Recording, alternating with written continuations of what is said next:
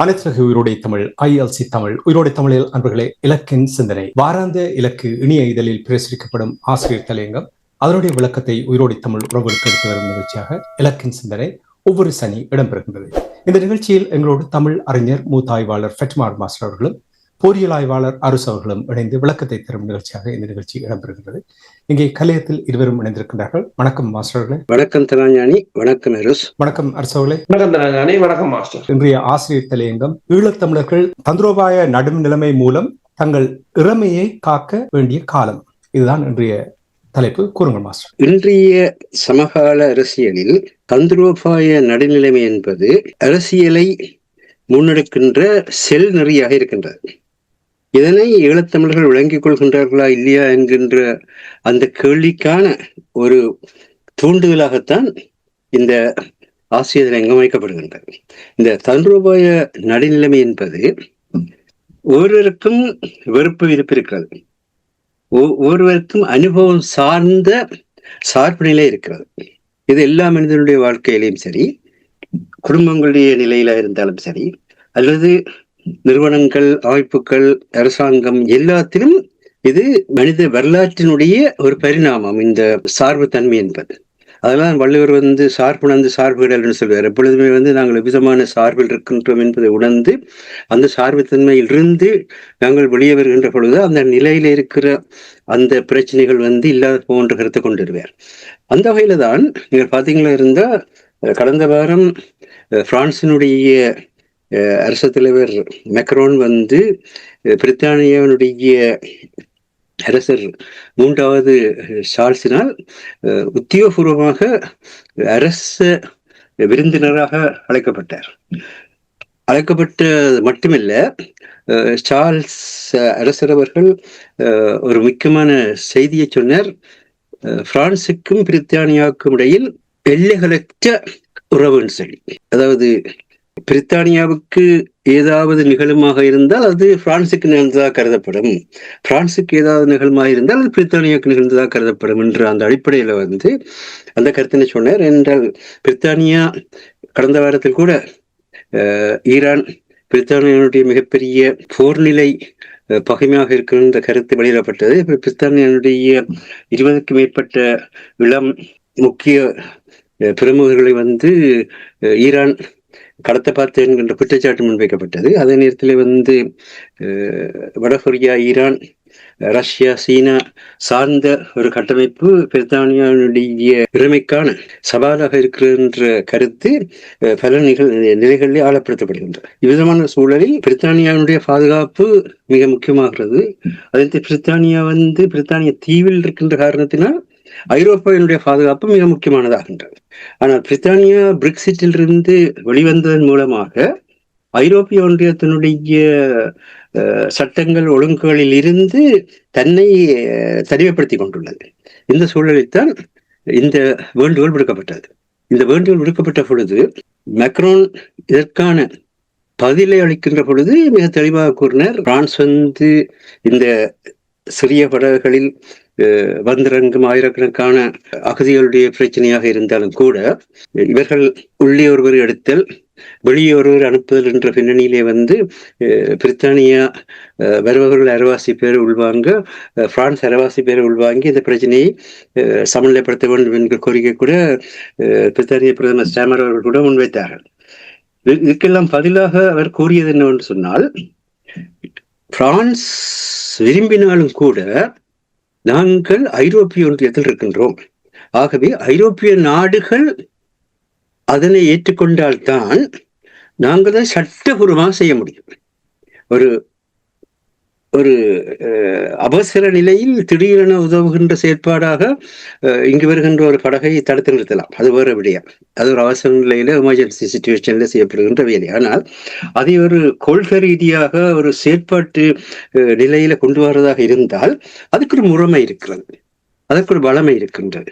பிரித்தானிய நண்பர்கள் தான் நீங்கள் பிரெக்சிட்டிலிருந்து வெளியே வந்தீர்கள், ஆன காரணத்தினால் இதனை புரிந்து கொள்ளுங்கள் என்று இவர்கள் எப்படித்தான்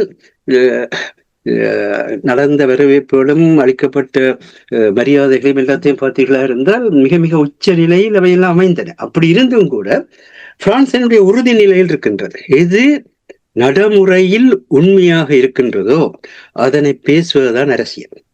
அவர் அதனை செய்தார்.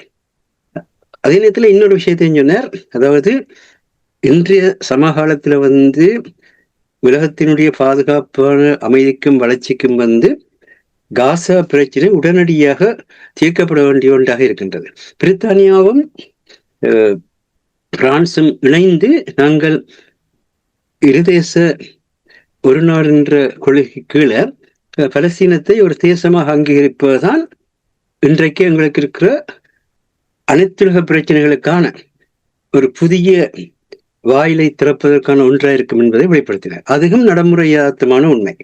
அப்ப இந்த வெள்ளி மயக்க நிலைகளுக்கு தளர்ந்து போகாது உறுதியான முறையிலே மெக்ரான் தன்னுடைய கருத்துக்களை வெளிப்படுத்தியதை பார்க்கக்கூடியதாக இருந்தது. இதைத்தான் சொல்வது தந்திரோபாய நடுநிலைமை என்று. அதாவது என்னுடைய விருப்ப வெறுப்புகள் இருக்கும், என்னுடைய பகமானவர் கூட இருக்கும், என்னுடைய நட்பு பெருக்கம் கூட இருக்கும்.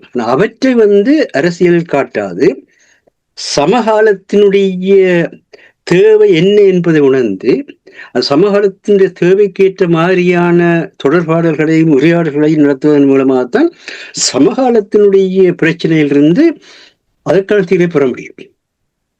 அதற்கு பிறகுதான் லட்சியங்களும் பழிவாங்கல்களும் எல்லாமே அமையும். அது மனித வாழ்க்கை தொடரும். ஆனால் இமீடியட், அதாவது உடனடியான தீர்வு என்பது ஒவ்வொரு மனிதனுடையவும் ஒரு சமூகத்தினுடையவும் ஒவ்வொரு நாட்டினுடையவும் அன்றாட பிரச்சனை, நாளாந்த பிரச்சனை. அதுக்கான தீர்வை கண்டுகொண்டுதான் நாங்கள் பயணிக்க வேண்டும். அந்த உண்மைய அடிப்படையில் தான் இந்த கடந்த வாரத்தில் அமெரிக்க அரசு தலைவர் ட்ரம்ப் ஸ்ரீலங்காவுக்கு 30% இறக்குமதி வரியினை விதித்து கடிதம் அனுப்பின கடிதத்திலையும் ஸ்ரீலங்கா அசாதாரண நட்பு நாடு என்று குறிப்பிட்டிருக்கிறார். அதே நேரத்தில் மலேசியாவில் நடைபெற்ற ஆசியான் எனப்படும் தென்கிழக்காசியாவின் கூட்டுறவு மகாநாட்டில் ரஷ்யாவின் வெளிவார அமைச்சர் செர்கே லவ்ரோவ் ஸ்ரீலங்காவின் வெளிவார அமைச்சர் விஜயதகரத்திடம் உரையாடுகையில் ஸ்ரீலங்கா ரஷ்யாவின் நம்பத்தகுந்த பங்காளி நாடு எனவும் பிரிக்ஸ் அமைப்பில் இணைவதற்கு ஸ்ரீலங்கா கடந்த அக்டோபர் அனுப்பிய விண்ணப்பத்துக்கு நன்றி தெரிவிப்பதாக அந்நகர்வு வரவேற்கத்தக்கதாக அதற்கு ரஷ்யா முழுமையான ஆதரவு அளிக்கும் என்று உறுதிமொழியில்லை. அதே வேளையில் ஸ்ரீலங்காவின் மொத்த அதிகாரப்பூர்வமான டாலர் இருப்பு இன்று $600 கோடி என்ற நிலையில் இதில் ஒரு பகுதி சீன விதிமுறைகளால், இந்த சீன கடன் மறுசீரமைப்பு விதிமுறைகளால் கட்டுப்படுத்தப்பட்டுள்ள நிலையில் டாலர் இருப்பு பயன்பாட்டுக்கான ஒரு வீழ்ச்சி ஏற்படுகிற அறிகுறி இருக்கிறது. அதற்கு நிவாரணமாக இந்தியா உடனடியாகவே $100 கோடி, அதில் $80 கோடி மேல் மானியமாகவே கொடுத்துதவுவதற்கு ஆயத்தமாக இருக்கின்றது. இன்னொரு புறத்தில் பிரித்தானியா வளர்ச்சியடைந்து வரும் நாடுகளின் வர்த்தக திட்டம் என்று பிரித்தானியாவில் ஒரு திட்டம் இருக்கிறது. அந்த திட்டத்தின் கீழ் வளர்ச்சிக்கான வர்த்தகம் என்ற சிறப்புரிமையினை ஸ்ரீலங்காவுக்கு வழங்கி கடந்த வாரம் ஸ்ரீலங்காக்கான பிரித்தானிய தூதுவர் அதை அறிவித்திருக்கின்றார். இதன் வழியாக ஸ்ரீலங்காவில் ஆடை உற்பத்தியில இந்த ட்ரம்பினுடைய 30% வரி விதிப்பு கிட்டத்தட்ட 9,10,000 பேருக்கு வேலைக்கு ஏதோ ஒரு வகையில சிறிய அளவிலேயோ முழுமையாகவோ பாதிப்பு ஏற்படும் என்ற நிலையை உருவாக்கி இருக்குது. அப்படியான நிலை வருகின்ற பொழுது அதற்கு உதவுகிற வகையில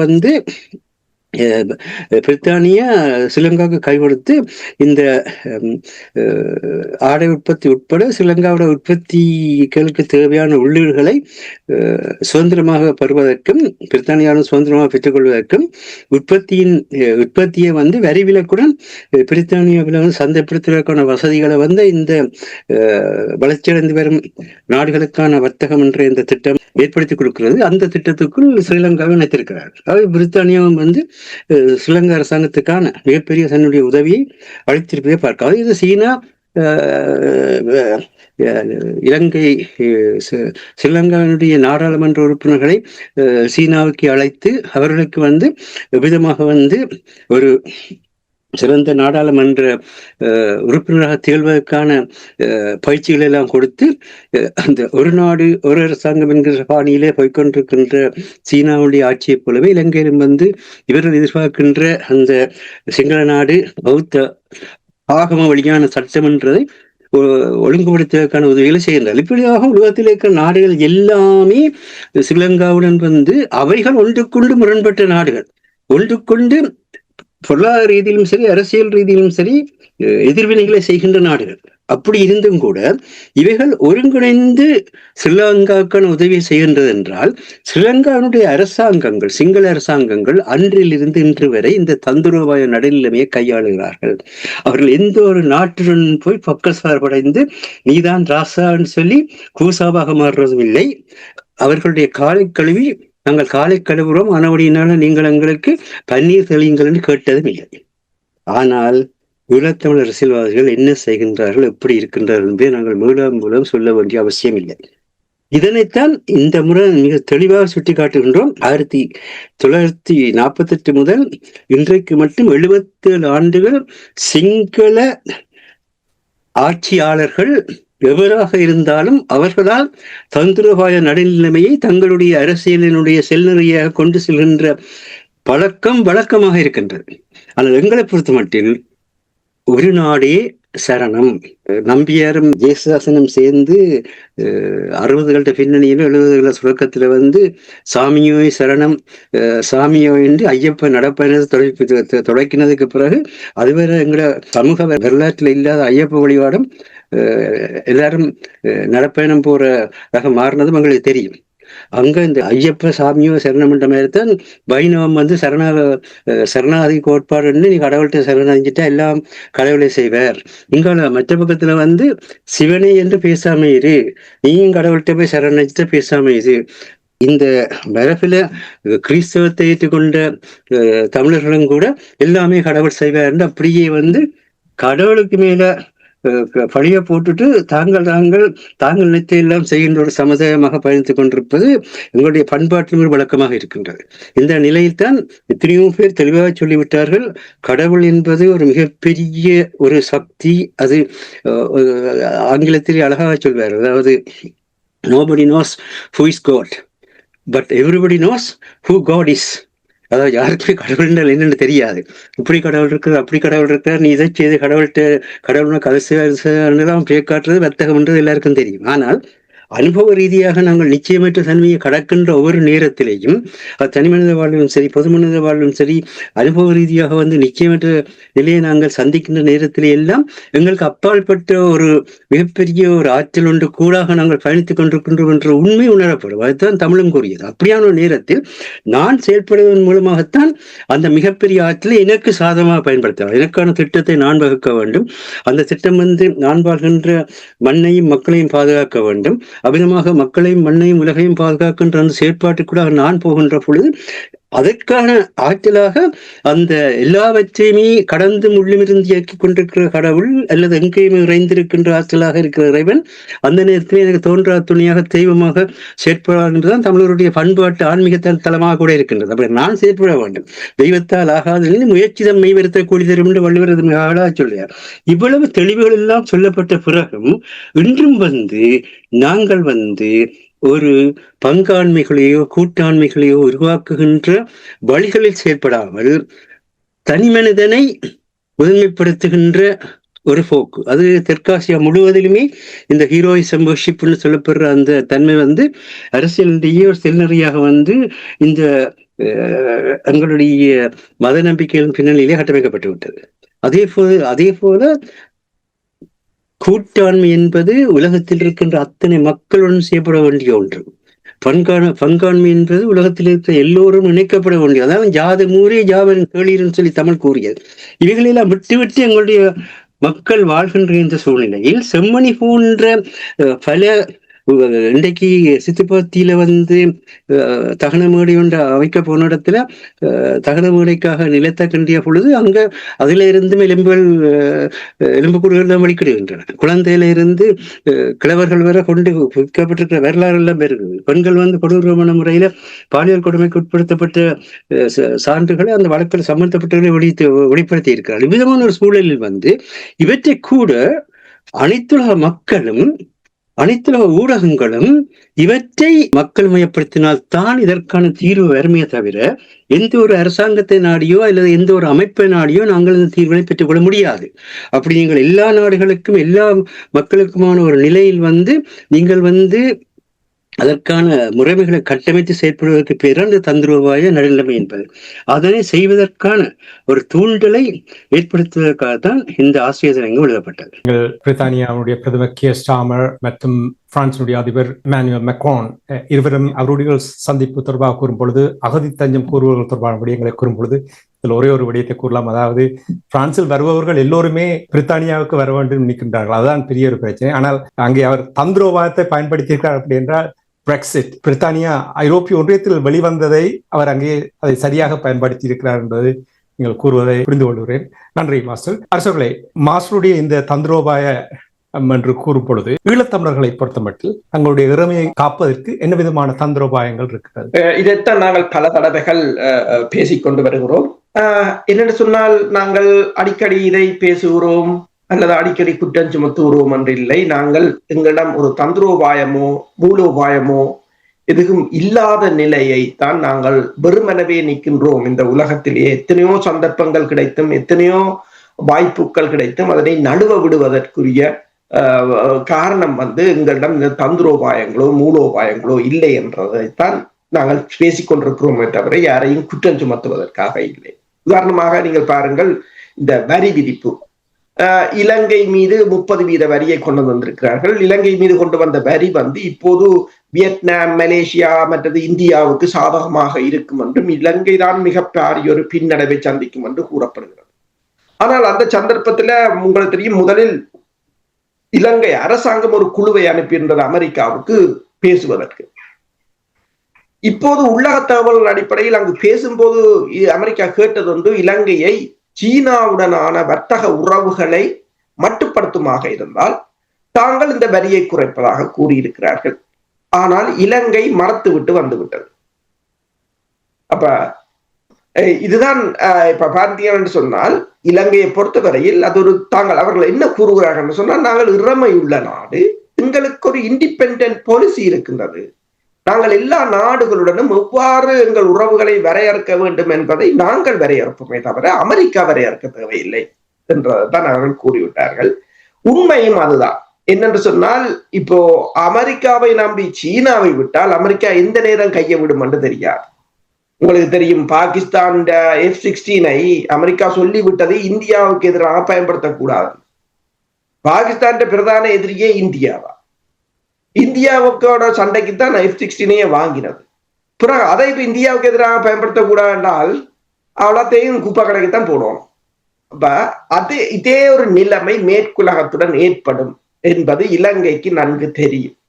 அவர்களின் கொள்கை வகுப்பாளர்கள் தரமானவர்களாக இருக்கிறார்கள். எனவே இலங்கை மறுத்து விட்டு வந்து விட்டது. நாங்கள் ஐரோப்பிய ஒன்றியம் வேறு வழியை பார்ப்போம் என்றால், சீனாவுடனான உறவுகள் இலங்கைக்கு முக்கியமானது. ஒரு நாட்டை அனுசரிப்பதற்காக இன்னொரு நாட்டை பகைக்க முடியாது.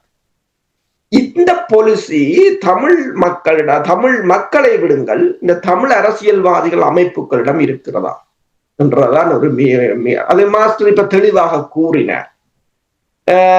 அதாவது ஒவ்வொரு நாட்டையும் ஒரு நாட்டை துதிபாடி அவர்களின் காலை கழுவி ஏதாவது பெற்று விடலாம், அப்படி என்று நடந்ததாக உலகத்தில் வரலாறுகளும் இல்லை காலை கழுவி பெற்றதாக.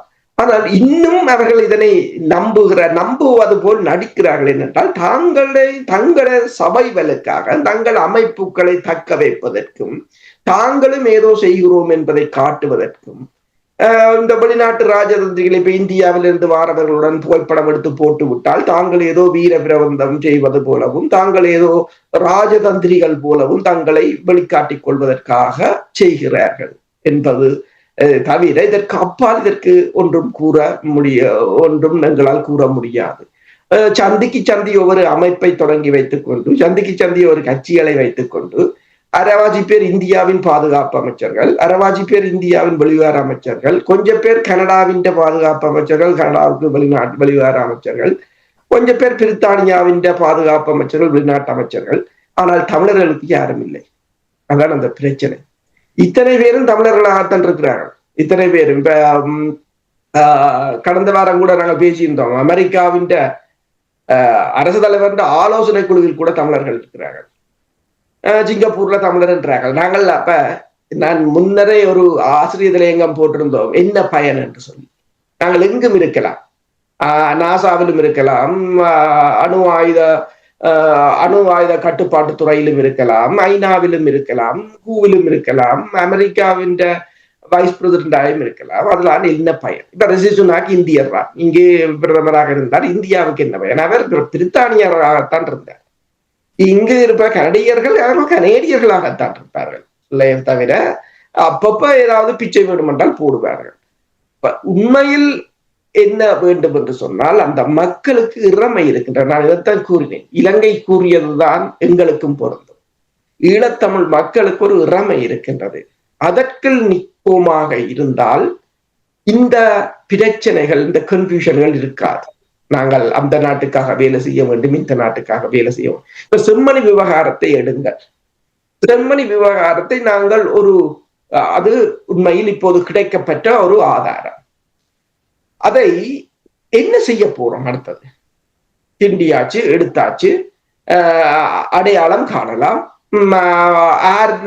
காணலாம். அதுகள் விசாரணையில் கண்டுபிடிப்பது, விசாரணை, மெஷின், டிஎன்ஏ அனாலிசிஸ். அதை காசு கொடுத்தால யாரும் செய்து கொண்டு போகலாம். இப்ப தமிழரிடம் இருக்கிற காசுகளை கலெக்ட் பண்ணி நாங்கள் வெளிநாட்டில் லெபோரட்டரி ஒன்றை ஹயர் பண்ணி செய்துட்டு போகலாம், பிரச்சனை இல்லை. அதை நீதிக்கான கோரலுக்கு என்ன செய்யும்? அதற்கான புறச்சூழல்கள், ஏது நிலைகளை உருவாக்கி வைத்திருக்கிறோமா? எங்க இலங்கையிடம் போக போறோமா? இலங்கை நீதியை தருமா? இந்தியாவிடம் போக போறோமா? இந்தியா இதை மனிதர்கள் ஆணைக்குழுவில் கொண்டு போய் எங்களுக்காக பேசுமா?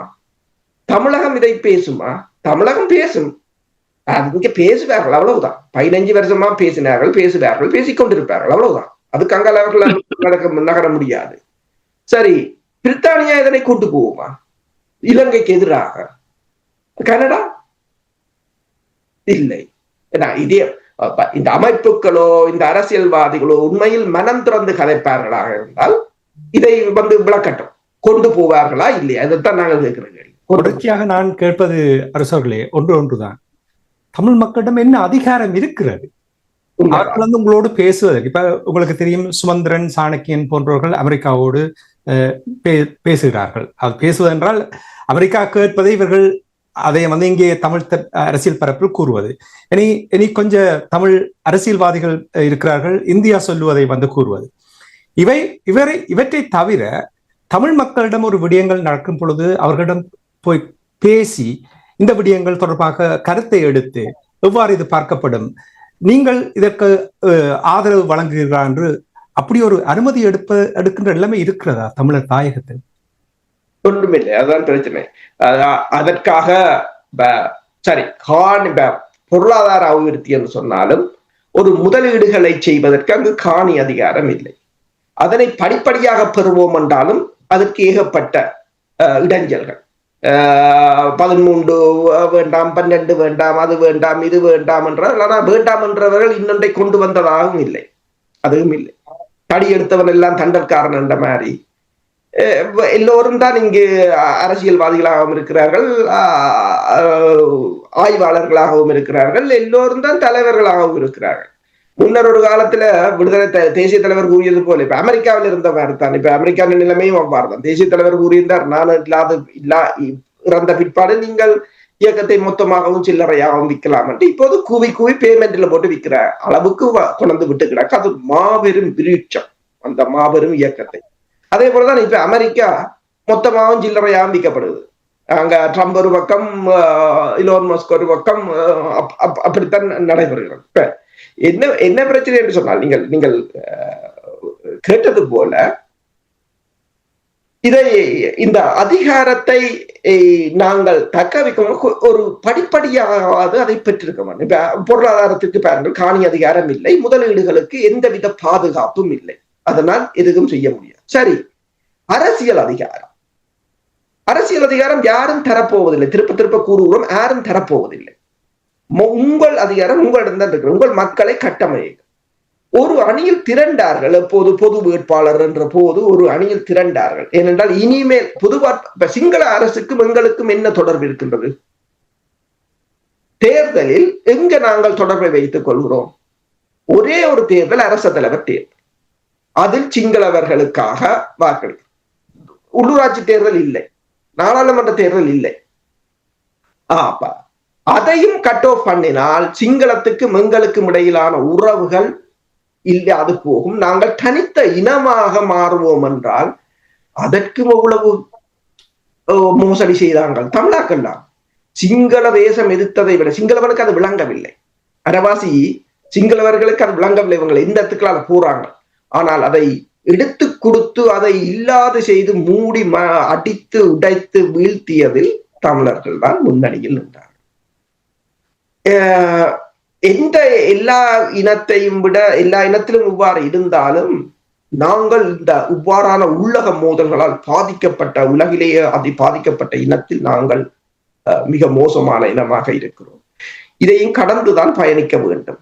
இப்ப செம்மணியிலாவது இந்த கொள்கைகள் அரசியல் தாங்கள் என்ன நிலையில் நிற்கிறோம் என்றதையும் தங்களால் என்ன இயலும் இயலாது என்பதையும் அறிந்து இயலுபவர்கள் நின்று கொண்டு இயலாதவர்கள் வெளியில் போவார்களா என்றால் உண்மையில் அது ஒரு இந்த செம்மணி இந்த அந்த அந்த புதைகுழியில இருக்கிறவர்கள் குரலுக்கு நீங்கள் கொடுக்கிற ஒரு மரியாதையாக இருக்கும். என்னென்று சொன்னால் அதை வைத்துக் கொண்டும் இப்ப பிழைப்புத்தான் நடத்துகிறார்கள். ஒரு பக்கம் சமூக வலைத்தளத்துல பிழைப்பு போய்கொண்டிருக்கிறது. ஒரு தளம் ஏஐயை வைத்துக் கொண்டு அதை வச்சு படங்களை கிரியேட் பண்ணி அதுல ஒரு 4-5 காசு பார்த்துடலாம் என்று ஒரு கூட்டம். அதை வச்சு கொண்டு பேஸ்புக்லயோ ட்விட்டர்லயோ யூடியூப்லயோ தங்களை பிரபலப்படுத்துவதற்கு ஒரு கொஞ்சம் கூட்டம். அந்த அந்த இப்போ அந்த செம்மணியில புதைக்கப்பட்ட சனத்தின் அந்த எலும்புக்கூடு பேசுமாக இருந்தால் என்ன பேசும் என்றால் எங்களை கிளறாம நீங்கள் விட்டிருக்கலாம். அப்படித்தான் அதுகளுக்கு இருக்கு. நீங்கள் இப்படி கிளறி எடுத்து வச்சு அரசியல்வாதிகளும் அமைப்புகளும் ஊடக வியாபாரிகளும் எங்களை வச்சு வியாபாரம் செய்கிறவங்களே தவிர எங்களுக்கான நீதியை கோருவதற்கு உங்களிடம் எந்தவித பொறிமுறையும் இல்லை என்ற போது இன்னொருவன் வந்து கிளறும் வரையும் எங்களை கிளறாமல் விட்டிருக்கலாம் என்றுதான் அதுகள் யோசித்திருக்கு. உண்மைதான். தமிழரிடம் எந்த ஒரு அதிகாரமும் இல்லை, எந்த ஒரு பொறிமுறையும் இல்லை. இதுதான் அடிக்கடி நாங்கள் கூறிக்கொண்டு வருகின்றோம். ஆனால் செய்திகளை பார்க்கும் பொழுது ஏதோ அதிகாரத்தோடு இருப்பவர்கள் அதை சாதித்து விட்டோம், இதை சாதித்து விட்டோம் என்று அமைப்புகளும் சரி நாடாளுமன்ற உறுப்பினர்களும் அவர்தான் இருக்கிறார்கள். இதைத்தான் நாங்கள் மீண்டும் மீண்டும் தட்டி கேட்க வேண்டிய ஒரு நிலைமை இருக்கின்றது. நன்றி அரசோகளே. ஏற்கனவே நான் அரசோடு உரையாடும் பொழுது எந்த ஒரு அதிகாரம் இல்லாத நிலைமை இருக்கின்றது ஈழத்தமிழர்களை பொறுத்த மட்டில். இலங்கை தீவை நீங்கள் எடுத்தீர்கள் என்றால் இலங்கை தீவில் ஈழத்தமிழர்கள் தொடர்பாக எந்த முடிவெடுத்தாலும் அல்லது எந்த பேச்சுவார்த்தை நடத்தாலும் எந்த ஒரு தமிழ் அரசியல்வாதிகளும் அங்கே ஈடுபடுவது அதிகாரம் அறவே இல்லை. இப்ப நீங்கள் உங்களுடைய தலையங்கத்தில் கூறுகிறீர்கள் தந்திரோபாயம் தொடர்பாக கூறுகின்றீர்கள். கூறுகிறீர்கள் செம்மணி சிந்து பார்த்து இந்த மயானத்தில் எத்தனையோ எலும்புக்கூடுகள் இருக்கின்றது இப்ப அரசு அவர்கள் கூறினார். இது தொடர்பாக பாரிய ஒரு பிரச்சாரத்தை சர்வதேச மட்டத்தில் ஏற்படுத்தி இருக்கணும் என்றால் சர்வதேசத்தினுடைய கவனத்தை இது ஈர்த்திருக்கிறது. ஆனால் நீங்கள் கூறிய தந்திரோபாயம் உடனடியாக வந்தது என்னவென்று சொன்னால் CVK சிவஞானம் சுமந்திரன் இந்த குழு அனுராவுக்கு கடிதம் அனுப்பி இருக்குது. சாணக்கியன் நாடாளுமன்றத்துல கூறியிருக்கிற ஈஸ்டர் குண்டு தாக்குதலும் செம்மணியும் விசாரிக்க வேண்டும். இதுதான தந்திரோபாயம் தமிழர் தரப்பை பொறுத்த மட்டும்? நீங்கள் தமிழ் சினிமால வடிவேல நகைச்சுவை ஒன்று இருக்குது. அந்த வடிவேல நகைச்சுவைதான் இப்ப இலங்கையில ஈழத்தமிழ் அரசியல்வாதிகள் நடத்தி கொண்டிருக்கிறார்கள். அந்த வடிவேல நகைச்சுவை என்னென்னா நீங்கள் ஒரு சீரியஸான இறுக்கமான ஒரு மனநிலையில் இருக்கீங்கள அந்த படம் பார்க்கறத அந்த இறுக்கமான மனநிலையை தளர்த்த வேணும். திரைக்கதைக்குள்ளான ஒரு இறுக்கமான மனநிலை வரலாம். இறுக்கமான மனநிலைக்குள்ள உங்களோட உள்ளம் அழுகிற நிலைக்கோ அல்லது கோபப்படுற நிலைக்கோ போகும். அப்படி போகைக்குள்ள உங்களோட உள்ளம் பாதிக்கப்படாம இருக்கிறதுக்கு கையாளப்பட்ட உத்தியில் தான் வடிவேலுடைய நகைச்சுவை உலகம். அதுதான் இப்ப அங்க நடந்து கொண்டிருக்குது, வேறு ஒன்றும் இல்லை. ஆனால் இதுல ஒரு விடயம் என்னவென்று சொன்னால் தனிமனித நிலையில இருந்தாலும் சரி சமூக நிலையில இருந்தாலும் சரி என்றைக்குமே மனிதன் வலுவில்லாமல் இருக்கவில்லை. ஒவ்வொரு மனிதனுக்கும் வலி இருக்கிறது. இந்த உலகத்தில இருக்கிற வரலாற்றினுடைய திசையை பார்த்தீர்களா இருந்தா அல்லது விஞ்ஞான வளர்ச்சியினுடைய திசையை பார்த்தீர்களா இருந்தாலும் கூட அல்லது கவிதைத்துறை இலக்கிய வளர்ச்சியுடைய திசையை பார்த்தீர்களா என்றாலும் சரி எதிலும் கூட ஒரு மனிதனுக்குள்ளால்தான் திரும்பும். வரலாறு. ஒரு மனிதனுடைய சிந்தனைகளால, ஒரு மனிதனுடைய முயற்சிகளால, ஒரு மனிதனுடைய வழிகாட்டலுக்களால திரும்புற வரலாற்றை தான் கொண்டது உலகம். 10 பேர் வந்து 2 உலகத்துல வழிகாட்டி 10 பேருட்டு வலுவை ஏற்படுத்தி அப்படி வர்றதில்லை. தமிழ் சமுதாயத்துல வலி இல்லாமல் இல்லை. ஆனால் தேசிய தலைவரை பற்றி நாங்கள் பேசுறோம். தேசிய தலைவருடைய தன்மை எப்படியாக இருந்தது? அந்த தமிழ் மக்களுடைய வலுவை வந்து ஒருங்கிணைக்கிறதாக இருந்தது. அந்த தமிழ் மக்களுடைய வலுவை வெளிப்படுத்துவதற்கான வழிகளை உருவாக்குவதாக இருந்தது. அதற்கு வந்து அதுவரை இருந்தவர்கள் இப்படித்தான், அங்க பிரச்சனை இங்க பிரச்சனை, அழிகிறோம் கவிழ்றோம் புரள்றோம் என்று பிதற்றி கொண்டுதான் இருந்தார்கள். ஆனால் அதை எதிர்த்து நிற்கிறதுக்கான ஆற்றலுக்குள் போக முடியாமல் இருந்தார்கள். அப்பொழுது மக்களுக்கு மேல் நம்பிக்கை வைத்து, மக்களால் முடியாத எதுவும் இல்லை என்ற உறுதியுடன் மக்களை சேர்த்து கொண்டு புறப்பட்ட வரலாறு தான் 31 ஆண்டு காலம் ஈழத்தமிழ் மக்கள் தங்களுக்கான ஒரு நடைமுறை அரசை அமைத்து உலகத்திலே வந்து தாங்கள் ஒரு தேச இனம், உலகத்தில் மூத்த குடி, இன்றைக்கு வந்து இந்த பிரச்சனை அனுபவிக்கிறோம் என்று உலகம் முழுவதும் வந்து விழித்து பார்க்கறதுக்கு செய்தது. அந்த பின்னணியில் தான் உலகம் முழுக்க தமிழர்கள் பறந்து வாழ்ந்து அந்த அனைத்துலக இனமாக கூட ஈழத்தமிழினம் மாறுவதற்கான தன்மை வந்தது. இப்போ கிட்டடியில வந்து தமிழ்நாட்டினுடைய பிரபல நடிகர் ராதா ரவி வந்து அழகாக ஒரு போட்டியில சொல்லியிருந்தார், நாங்கள் எத்தனையோ பேர் முதல் வெளியே போய் வந்திருக்கிறோம், அதெல்லாம் ஷூட்டிங்கை கொண்டு போனான், அவன் ஷூட்டிங்குக்கு நாங்கள் அவனோட போய் சாப்பிட்டோம், இருந்தோம், ஊரை பார்த்தோம், வந்தோம். ஆனா எப்ப ஈழத்தமிழ் மக்கள் வந்து வெறும் பையோட ஒரு கை 5 10 விரலோடையும் ஒரு பையோடு மாத்திரம் வந்து இந்த தேசங்கள்ல போய் இறங்கினாங்களோ, அவங்க தங்களோட உழைப்பின் முயற்சியினால அந்த ஒருமைப்பாட்டால உருவாக்கின அந்த வாழ்வுதான் எங்களை வந்து எங்களுடைய காலத்திலே கூட வெளி உலக காட்டியது. அதன் காரணமாக தான் இன்றைக்கு வந்து நாங்கள் வந்து யார் யாரில் என்னென்ன கலைத்திறன் இருக்கின்றதோ, யார் யாரில் என்னென்ன பேச்சுத்திறன் இருக்கின்றனோ அவர்கள் வந்து அனைத்து உலகத்துக்கு இன்றைக்கு அறிமுகம் ஆகிறோம், போகிறோம், பெறுகிறோம் என்றால் அதுங்கள் ஈழத்தமிழரால் தான். அவருடைய வீரத்தை பற்றி பேசுவதற்கு எனக்கு தகுதி இல்லை. அவர்கள் எங்களை விட அதிகம் வீரமுள்ளவர்களுடைய காரணம் என்றால் உலகம் முழுக்க எந்த ஏர்போர்ட்லையும் ஈழத்தமிழர் என்றால் அங்கே இருக்கிற அந்த இமிகிரேஷன் ஆஃபீஸர் உட்கார் நிமிந்து உட்காருவார். யாருமே குடிந்த நிலையில் இந்த ஈழத்தமிழரையும் இந்த விமான நிலையத்திலும் வரவேற்ற வரலாறு இல்லை. அது அவங்களோட வீரம், அதை பற்றி நான் பேச வரவில்லை. ஆனா சொல்வது என்னென்றால் இந்த ஈழத்தமிழருடைய அந்த முயற்சியும் உழைப்பும் தான் தமிழகத்துக்கு கூட அடையாளத்தை தந்ததுன்னு சொல்லி அவர் நடிகர் சங்கத்தினுடைய தலைவராக கூட இருந்தவர். அவருடைய தந்தை எம்.ஆர். ராதா வந்து எம்ஜிஆருடைய வரலாற்றிலே மிக முக்கியமான பங்களை வகித்தவர். அவைகள் எல்லாத்தையும் பார்க்கின்ற பொழுது அந்த அங்கே இருக்கிற தமிழருக்கு புரிகிற அந்த அறிவு வந்து எங்கள் ஈழத்தமிழருக்கு இல்லை. எங்களால் செய்ய முடியாத எதுவும் இல்லை என்ற எண்ணம் இல்லை. எங்களால் செய்ய முடியாத எதுவும் என்ற எண்ணம் இல்லாமல் யாரோ ஒருவன் வந்து எங்களுக்காக செயற்பட வேண்டும் என்ற ஒரு தன்மைக்குள்ள செயற்படுற தன்மை தான் அரசியல்வாதிகள் செய்து கொண்டிருக்கிறார்கள்.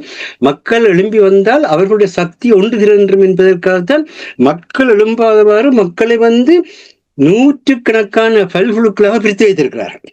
யாரெல்லாம் ஒரு சமுதாயத்தை பல்குழுக்களாக பிரிக்கிறார்களோ அவர்கள் எல்லாம் பல்குழுவும் பால் செய்யும் உட்பகையும் வேந்தலைக்கும் கொள்குறும்பும் இல்லது நாடு என்ற வள்ளுவருடைய வார்த்தையை மறந்து விடாதீர்கள். மக்களை பிரிக்காதீர்கள், மக்களுடைய சக்தியை பிரிக்காதீர்கள். பல ஊர்களாக இருந்தாலும் பொது நிலையிலே வந்து அவர்கள் ஒன்றிணைய வேண்டும். நேற்றைக்கு பார்த்தீர்களா இருந்தால் மேக்ரோன் பேசிக்கொண்டிருக்கின்ற பொழுது இங்கிருக்கின்ற கன்சர்வேட்டிவ் கட்சியாக இருந்தாலும் சரி, இங்கிருக்கின்ற ரிஃபார்ம் கட்சியாக இருந்தாலும் சரி, இங்கிருக்கின்ற லிபரல் கட்சியாக இருந்தாலும் சரி, யாராவது ஏதாவது அந்த பிரித்தானியாவினுடைய அந்த நெறிப்படுத்தலுக்கு எதிராக ஒரு வார்த்தை பேசினார்களா? அதுதான் அந்த ஒருமைப்பாடு. எங்களுக்குள் வந்து பிரச்சனை வரும், ஆனால் எங்களுடைய பிரச்சனையை கொண்டு வந்து ஆங்கிலத்தில் சொல்வார் don't wash the dirty linen in public ன்னு சொல்லி. அது மாதிரி எங்களுடைய அழுக்களை கொண்டு வந்து நாங்கள் வந்து பொது இடத்தில் கழுவுவதல்ல வாழ்வு. எல்லாமே நேரிலும் அழுக்கு வெளியேற்றப்பட வேண்டிய ஒன்றாதான் இருக்குது. உடம்பாக இருந்தாலும் சரி, சமூகமாக இருந்தாலும் சரி. அது ஒரு இன்னொன்று இருக்கு என்னென்னா, யாராவது ஒருத்தர் வந்து கருத்து நிலை முரண்பாட்டில் இருக்கிறார் என்றால் அவரை ஒன்றில் மிரட்டுறது அல்லது அவரை இல்லாமல் செய்துவிட்டால் அதுடன் வந்து அந்த கருத்து நிலை முரண்பாடு போயிடும்னு சொன்ன ஒரு முட்டாள்தனமான ஒரு சிந்தனைகள் செல்வது, அபிதமாக செயற்படுவதன் மூலமாக வந்து மேலும் மேலும் ஒரு வன்முறை கலாச்சாரம் உள்ள சமுதாயமாக மாறிக்கொண்டு போற சூழல் வருமே தவிர பிரச்சனைகளை தீர்க்க ஆயுதம் என்பது ஒரு கருவி. அந்த கருவி வந்து எப்போ பயன்படுத்தப்பட வேண்டும் என்றால் உண்மையை, நீதிக்கான போராட்டங்களை நெறிப்படுத்துவதற்கு பயன்படுத்தப்படுவதுதான் ஆயுதம். ஆயுதத்தை வைத்துக்கொண்டு நாங்கள் ஆட்சி அதிகாரங்களை கட்டமைக்கலாம் என்கின்ற கட்டமைப்புகள் போவோமா இருந்தால் அது மிகப்பெரிய ஆபத்தை கொண்டு வரும் என்பது இப்பொழுது வடிவாக இன்னும் ஒரு 10 வருஷத்துல தெரியும். ட்ரம்பும் நெத்தன்யாகும் இப்படியான நிலைக்கு 10 வருஷத்துக்கு போவார் என்பது 10 வருஷத்துக்கு பாருங்கள் இந்த மாதிரி என்ன நடக்கும் என்று சொல்லி. என்றால் இந்த அதிகாரத்தை பற்றி பேசுறோம். அதிகாரம் பொசிஷன் பவர், அதாவது ஒரு பதவியில இருக்கிற பொழுது எங்களுக்கு ஏற்படுகின்ற அந்த தன்மைதான் அதிகாரமே தவிர அதை தனி மனிதன் தன்னுடையதாக பயன்படுத்த எப்பொழுது தொடங்குறானோ அப்பொழுது அது பிரச்சனைக்குரியதாக மாறும். அது மக்களுடையது, மக்களுடைய சார்பாகத்தான் நீங்கள் எங்கேயும் பாருங்கள். அது வைத்தியராக இருந்தாலும் சரி, ஆசிரியராக இருந்தாலும் சரி, அல்லது அரசியல்வாதியாக இருந்தாலும் சரி, மக்களுடைய சார்பு, மக்களுடைய பலம், மக்களுடைய பின்னணியில் செயற்பட்டுக் கொண்டிருக்கிறோம். அந்த அடிப்படையில தான் பாத்தீங்களா இப்பொழுது யாழ்ப்பாணத்தில் 2 எதிர்கொள்றதுக்கான மாற்றங்கள் தெரியுது. ஒன்று யாழ்ப்பாணத்தினுடைய வடக்கு கிழக்கு சமூக அமைப்புண்டு அந்த அமைப்புல கண்டுமணி லவகுசராசா என்பவர் தலைமையாக கொண்டிருக்கின்ற அமைப்பு ஜூலை மாதம் 26ஆம் தேதி வடக்கு கிழக்கு முழுவதும் தழுவிய அனைத்துலக விசாரணைக்கான மக்கள் போராட்டத்தை வெளிப்படுத்த வேண்டும் என்ற கோரிக்கையை முன்வைத்து, அது ஒரு மிக முக்கியமான ஒன்று. என்றால் நாங்கள் மனித வலுவை நாங்கள் ஒன்று திரட்டுவதன் மூலமாகவும் அந்த மனித வலு உலகத்தில் இருக்கிற மனித வலுவுக்கு அந்த செய்தியை கூறி உலகத்தில் இருக்கிற மனித வலுவை நாங்கள் தட்டி எழுப்பதன் மூலமாகத்தான் அதை செய்யலாம். அதனாலதான் பாரதிதாசன் மிக அழகாக போனான், பண்பாடும் பறவையே என்ன தூக்கம் என்று சொல்லுவான். பண்பாடும் பறவைன்னு சொல்றது, நீ குயில் பாட்டு பாடி ஒரு விழிப்புணர்வை தரும். அப்ப விழிப்புணர்வை தர வேண்டிய நீ ஏன் தூங்குன்ற கேள்விதான் அங்க பாரதிதாசன் வைப்பான் அந்த பாட்டுல. அந்த வகையில இப்பொழுது நடைமுறையில இந்த போராட்டத்தை எவ்விதமாக கட்சி சார்பற்ற முறையில செப்டம்பர் மாதத்தில் நடைபெற இருக்கின்ற அனைத்துலக மனித உரிமை ஆன குழுவில ஈழத்தமிழர் பிரச்சனை அவர்களுடைய மனித உரிமையை பாதுகாக்க வேண்டிய பொறுப்பு உலக நாடுகளுக்கும் ஐக்கிய நாடு சபைக்கும் இருக்குது என்ற அந்த அழுத்தத்தை கொண்டு வரக்கூடிய முறை எப்படி அமையும் என்றது ஒரு மிக முக்கியமான செய்தி. அதையும் சுட்டிக்காட்டி இருக்கிறோம். இன்னொன்று, அந்த ஐக்கிய நாடு மனித உரிமைகள் ஆணைக்குழுவுக்கு பேரவைக்கு நாங்கள் ஒருமித்து இதுதான் எங்கள் பிரச்சனை என்று தெளிவாக சொல்ல வேண்டிய ஒரு நிலை இருக்கிறது. அதை மையமாக வச்சுதான் இப்ப அரசு கூறினார், அந்த அரச தேர்தல் சிங்கள மக்களுக்கு நாங்கள் ஒரு தனியான தேச இனம், எங்களுடைய பலத்திலும் உங்களுடைய எதிர்காலம் இருக்கின்றது என்றதை நாங்கள் செல்ஃப் டிட்டர்மினேஷன் என்ன எதிர்காலத்தை நிர்ணயிக்கிற ஆற்றல் தான் செல்ஃப் டிட்டர்மினேஷன். அப்ப உங்களுடைய எதிர்காலத்தை நிர்ணயிக்கின்ற அந்த தன்மையில் ஈழத்தமிழர்களுடைய பங்களிப்பு முக்கியம் என்று காட்டுவதற்கு எங்கள் சார்பாக இல்லை. நாங்கள் சிலங்க அரசாங்கத்தின் நிராகரிச்சாக்கள் தான். ஆனால் அவர்கள் தங்களுடைய அரசியல் எதிர்காலத்தை நிர்ணயிப்பதற்கும் ஈழத்தமிழர்களுடைய உதவி இல்லாமல் செய்ய முடியாது என்ற உண்மையை உணர்த்துவதற்கு ஈழத்தமிழருடைய அந்த வாக்குப்பலத்தை வெளிப்படுத்துவதற்கு தான் பொது வேட்பாளர் முறை தேவையா இருந்த பற்றியெல்லாம் அரசு தெளிவாக கூறினார். அப்படித்தான் இப்பொழுது கஜேந்திரகுமார் பொன்னம்பலம் கூறுகின்றார், இந்த செப்டம்பர் மாதம் நடைபெற இருக்கின்ற ஐக்கிய நாடு சபையினுடைய அனைத்துலக மனித உரிமைகள் அமர்வில் நாங்கள் எங்களுடைய பிரச்சனை பற்றிய மனித உரிமை பற்றிய ஒரு கோரிக்கை தான் முன்வைக்கப்படுகிறோம். அது அரசியல் அல்ல, அது பதவி அல்ல. எல்லாரும் ஒன்றடியா பாருங்கள், நாங்கள் உட்கார்ந்திருந்து படிப்பை நாங்கள் தயாரிப்போம். அது ஒரு முக்கியமான ஒரு செய்தி. ஆனால் ஏனென்றால் இதில் எல்லா கட்சியிலும் சட்டத்தரணிகள் இருக்கின்றீர்கள். விக்னேஸ்வரனும் சட்டத்தரணி தான், கஜேந்திரகுமார் பொன்னம்பலம் சட்டத்தரணி தான், சுதந்திரனும் சட்டத்தரணி தான். இப்படி எல்லா இடத்திலும் சட்டத்தரணிகள் கும்பலே ஈழத்தரசியலுக்குள் நிறைந்திருக்கின்றீர்கள். நீங்கள் ஆக குறைஞ்சது உங்களுடைய சட்டத்தரணி படிப்புக்குரிய சட்ட அறிவை பயன்படுத்தியாவது ஒரு பொது வடிவத்தை நீங்கள் கொண்டு வந்தீங்கள்ட்டு தான் இந்த நேரத்துல ஈழத்தமிழர்களுடைய பிரச்சனை இதுதான் என்பதை வெளிக்காட்ட முடியும். ஆனால் இதுவரையந்தம் அதனையும் அரசியலாக பார்த்தது. அது இப்ப அரசு கூறினார் என்னன்னு சொன்னால், எல்லாத்தையும் அரசியல் படுத்தாதீங்க, அரசியல் இல்லாமல் வாழ்வில்லை, அது வேற விடயம். ஆனால் அரசியல் என்றது உங்களுடைய முக்கியமான பிரச்சனைகளுக்கு ஒன்றுநீரான அரசியலே தவிர, நான் டொய்லெட்டுக்கு போறதும் எல்லாரும் இத்தனை மணிக்கு தான் டொய்லெட்டுக்கு போகணும், இத்தனை மணிக்கு தான் நாங்கள் ஜூரினேட் பண்ண வேணும்னு சொல்லி செயற்படுறதல்ல அரசியல். அது தன்மையோட சம்பந்தப்பட்ட பிரச்சனைகள், அது ஒரு உடலோட சம்பந்தப்பட்ட பிரச்சனைகள். அதுபடினால அரசியல் என்றது என்னென்றால் அந்த மனித குலத்தை இவர்கள் அழகாக சொன்னார்கள். அந்த வடக்கு கிழக்கு சமூக இயக்கம் ஒரு அழகான ஒரு செய்தியை சொன்னார்கள். தமிழருடைய மனித குலத்தன்மை பாதிக்கப்படுகிறது.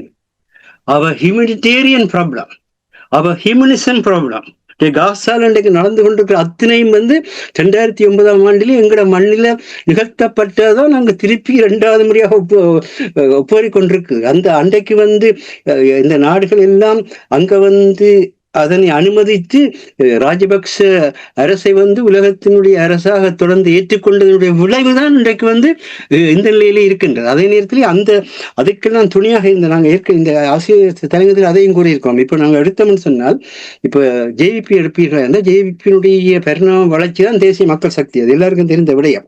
ஆனால் ஜேவிபி சிங்கள மக்களை பொறுத்த மட்டும் அது ஒரு இடதுசாரி அவர்களுக்கான மக்கள் விடுதலை அமைப்பாகத்தான் தோற்றம் பெற்றது. அது வரலாறு, அது யாரும் மறக்க முடியாது. அப்படியாக தோற்றம் பெற்றது. இந்த சிங்கள இடதுசாரிகள் எல்லாம் ஒரு கட்டத்துல இன்னும் பிரகரவாக இருந்தாலும் சரி, கொள்ளிநாடு சில்வாக இருந்தாலும் சரி, சிங்கள இடதுசாரி தலைமைகள் அவைகள் எல்லாருமே ஒரு கட்டத்தில் ஒருமித்து இந்த சிங்கள பௌத்த பேரினவாதம் தான் தங்களுடைய இனத்தினுடைய எதிர்காலத்துக்கான ஒரு அரசியல் செல்நெறியாக அமைய வேண்டும் என்று வந்த பொழுது உலகளாவிய இடதுசாரித்துவம் வந்து இலங்கை இடதுசாரி கட்சிகள் வந்து விடைபெற்றது. அதற்கு பின்னர் அவர்கள் தங்களுடைய சிங்கள பௌத்த பேரினவாதத்தை நிலைப்படுத்துவதில் எல்லோரும் வந்து ஒருமித்த தான் நின்று மட்டும் காணப்படுகின்றனர். அந்த நிலைத்தான் ஜேவிபி இருக்கின்றது. ஆனால் ஜேவிபி இந்த தந்திரோபாய நடுநிலைமையை பயன்படுத்தித்தான் தங்களை அழித்த இந்தியாவுடன் இன்றைக்கு வந்து செயற்பட்டு கொண்டிருக்கின்றது. பிரேமதாசவுடன் சேர்ந்து தங்களை அழித்த அமெரிக்காவுடன் மேற்குலக நாடுகளிடம் இன்றைக்கு செயற்பட்டு கொண்டிருக்கின்றது.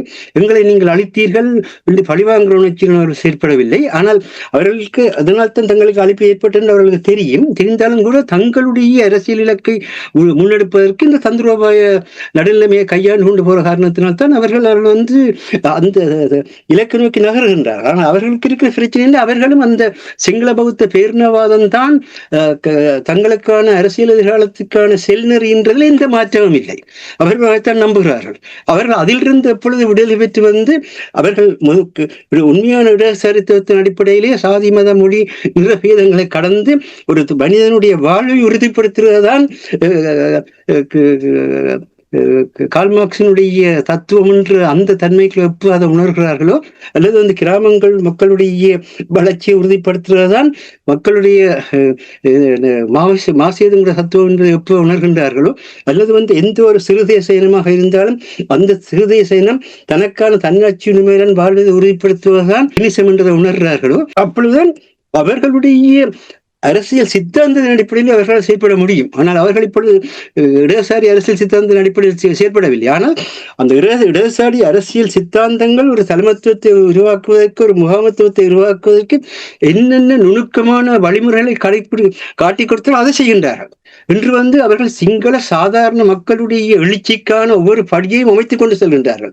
ஒவ்வொரு படியும் அமைத்துக் கொண்டு இன்றைக்கு பார்த்தீங்கன்னா கதிர்காமம் தமிழர்களுடைய பாரம்பரியமான வழிபாட்டு தலம் மட்டுமில்லை, தமிழருடைய பண்பாட்டிலே வந்து பிரிக்கப்பட முடியாத அங்கத்தை கொண்டிருக்கிற இடம். அங்கு நடந்த புருகுனி கதிர்காம தேவாலயத்தில் நடைபெற்று வரும் வருடாந்த இஸ்ல பெருகிறாவின் ரத்தோலி பெருகிறாவை பார்வையிட்ட ஜனாதிபதி ஹசிராஜா ஜானை மீது புனித கலசத்தை வைத்தார். அதன் பின்னர் நடைபெற்ற வைபவத்தில் விளையாட்டிய ஜனாதிபதி அன்றகுமார திசநாயக்க ஒரு நாட்டின் வரலாற்று பாரம்பரியத்தின் அடிப்படையில் மாத்திரமே முன்னோக்கி கொண்டு செல்ல முடியும் என்று தெரிவித்தார். இப்பொழுது இவர் வரலாற்று தூக்கி பிடிக்கிறார்கள். ஆனால் வரலாற்றில் இருந்து நாங்கள் வந்து அது வரலாறு என்பது மேலாண்மை சக்திகளுடையது, அதிலிருந்து நாங்கள் மக்களுக்கான புரட்சியை ஏற்படுத்த வேண்டும் என்ற இடதுசாரி தத்துவத்தை இவர் கைவிடுகின்றார்கள். கைவிட்டுக் கொண்டு உலகில் வளர்ச்சியடைந்ததாக கருதப்படும் ஒவ்வொரு நாளும் அந்த வரலாற்று பாரம்பரியத்தை பாதுகாப்பதுடன் அதன் மீது கட்டியெழுப்பதன் மூலமே அந்த வளர்ச்சியை அடைய எதிர்பார்க்கிறது என்பதை சுட்டிக்காட்டிய ஜனாதிபதி ஒரு நாடாக நாமும் நமது வரலாற்று பாரம்பரியத்தை அடிப்படையாக கொண்டு அபிவிருத்தி பாதையை தேர்ந்தெடுக்க வேண்டும் என்று தெரிவித்தார். நமது சமூகத்தை ஒரு கலாச்சார சமூகமாக மாற்ற புத்த மதம் உதவியது.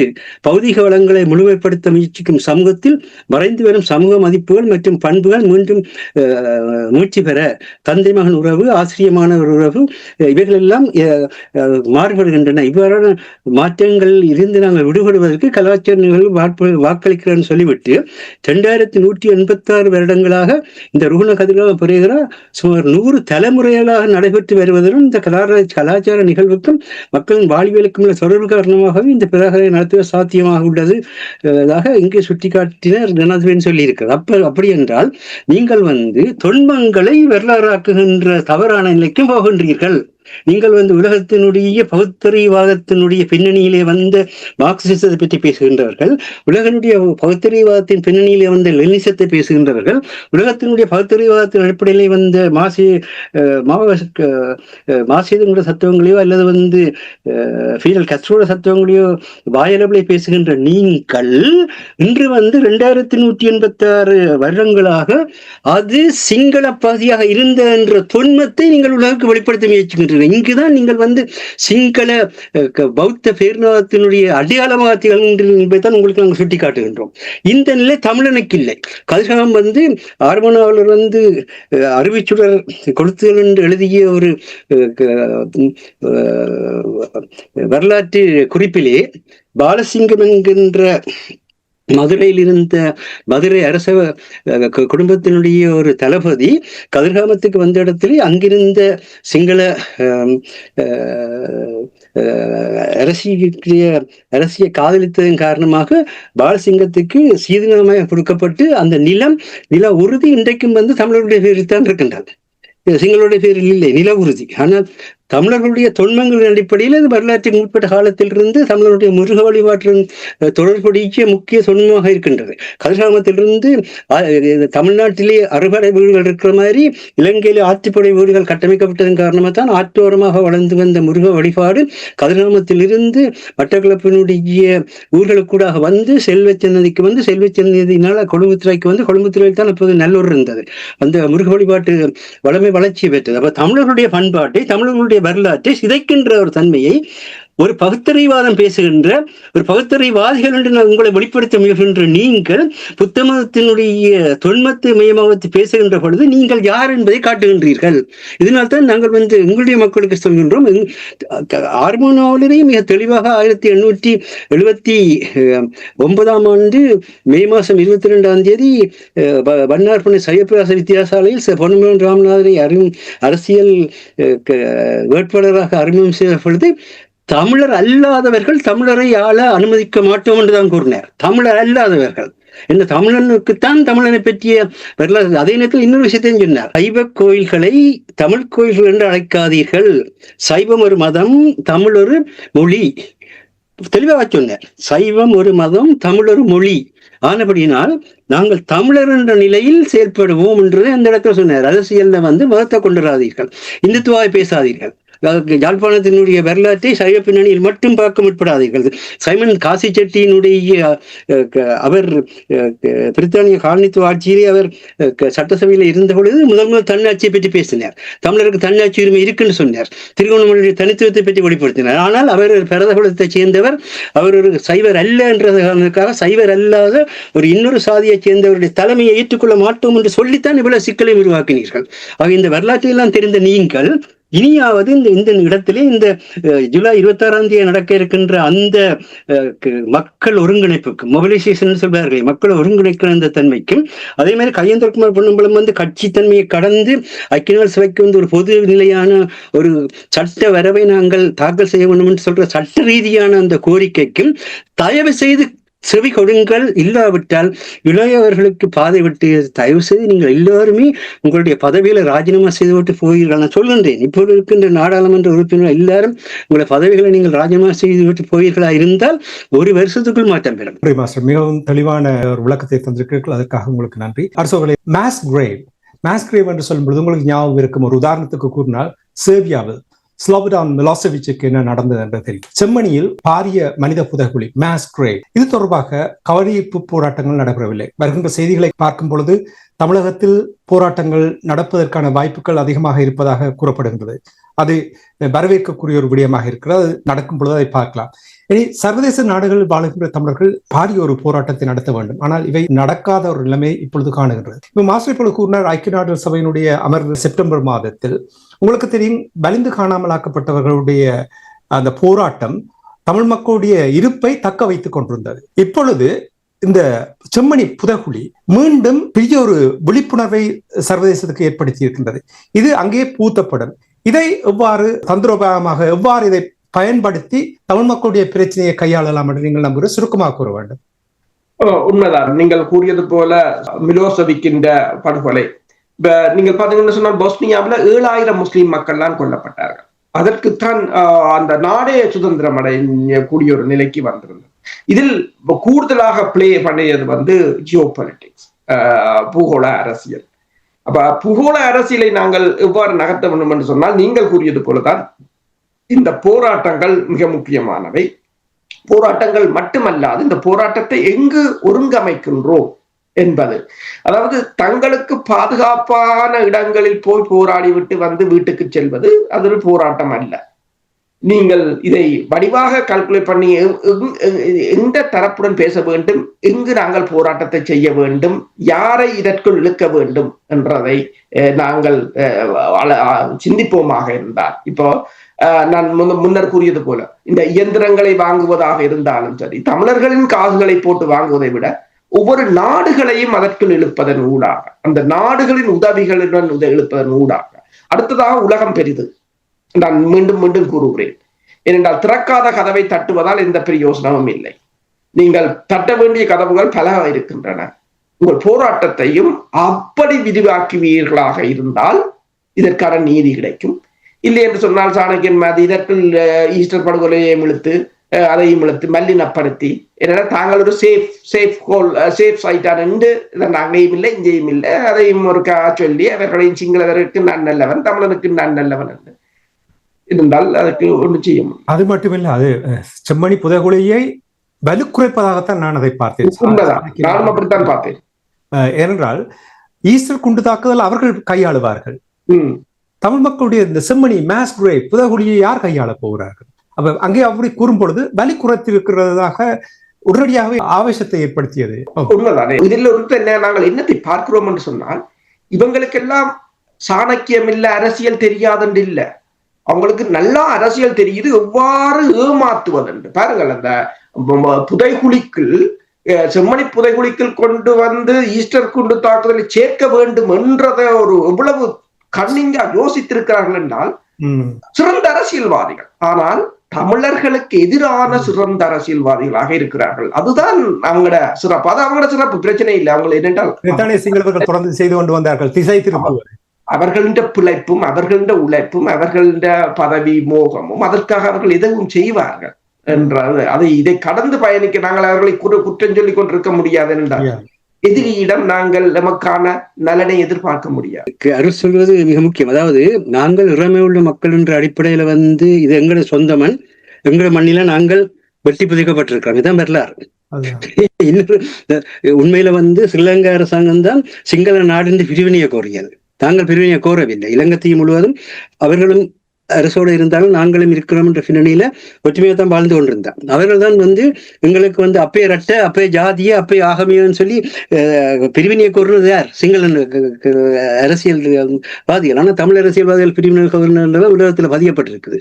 யார் அரச பயங்கரவாதத்தை பயன்படுத்தி ஆட்சி முறையை மாற்றினார்கள்? அவர்கள் தான் மாற்றினார்கள். ஆனால் தமிழர்கள் தமிழர்கள் பயங்கரவாதிகள் தான் பதியப்பட்டிருக்குது. விதமாக வரலாறு திருப்பி செய்யப்பட்டிருக்கின்றது. இதை விட பெரிய உதாரணம் தேவையில்லை. அது இன்றைய சூழ்நிலை மிக முக்கியமான ஒன்று என்னென்றால், துருக்கி இன்றைக்கு பாகிஸ்தானுக்கு ட்ரோன் செய்யும் நவீன ஆயுதங்களையும் வழங்குகின்ற நாடாக மாறி இருக்கிறது. அதே நேரத்தில் துருக்கி ஈரானோட ஏற்பட்ட இந்த ட்ரம்போட பிரச்சனைக்கு பிறகு ஈராக்குகளால PKK